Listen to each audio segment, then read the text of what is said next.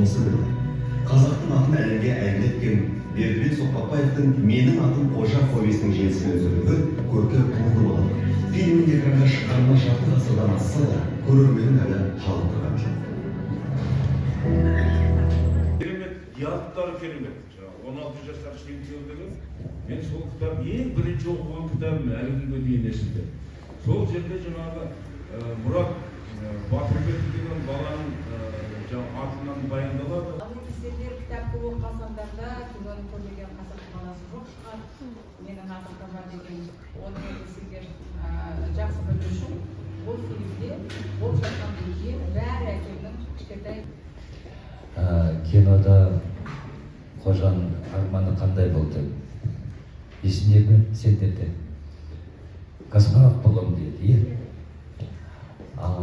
кітапта басқаша. Кітапта Қожа мен жазушы боламын деп армандады. Ол Бердібек ағамның арманы болған. Сол Бердібек ағаның арманы маған да тиді.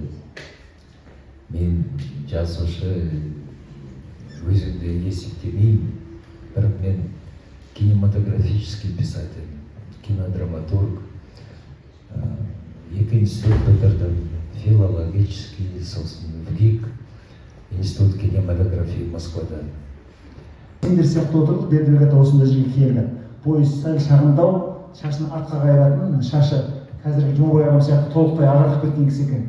Сұмдық көзімізге оттай басып кеткен, мынандай суреттен ғана көріп жүргенбіз ғой біз. Кейіпкерлер туралы сұрақ қойып, сұмдық керемет диалог болды Бердібек атамызбен.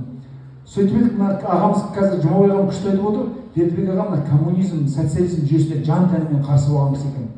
Мен мына балалық шаққа саяхат, сосын өлгендер қайтып келмейді романдарында ол қатты білінеді өзіңіз байқасаңыздар. Сонда ол кісі айтты, мен баяғыда өлең жазатын едім, сол мына коммунизм, социализмге арнаған өлеңім де бар деп бір 4 ауыз өлең оқып берді. Мен соны 2 жыл есімде қалыпты.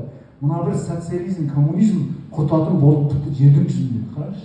91 жылдың қаңтарының 3-4-і ол ұмытпасам. Тура сол жылы Совет одағы құлады, біз тәуелсіздік алдық. Сонда бір алдын болжаған сияқты кісі көрініп тұр да маған.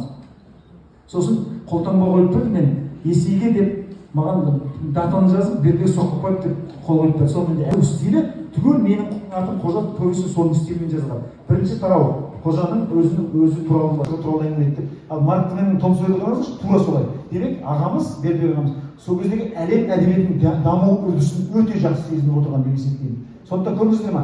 Біз әшейін ғана өзіміздің қазанымызда қайнай бермей, біз әлем әдебиетінің өкілі екенімізді сезіндірген сол кездегі Бердібек атамыз болды деп есептеймін. Енді көп жағдайда осы менің атым Қожа аталады, өлгендер қайтып келмейді аталады, балалық шаққа саяхат аталады. Бұл кісінің менің қайдасың гауһар дейтін керемет повесть аталмайды. Соны оқыңыздар.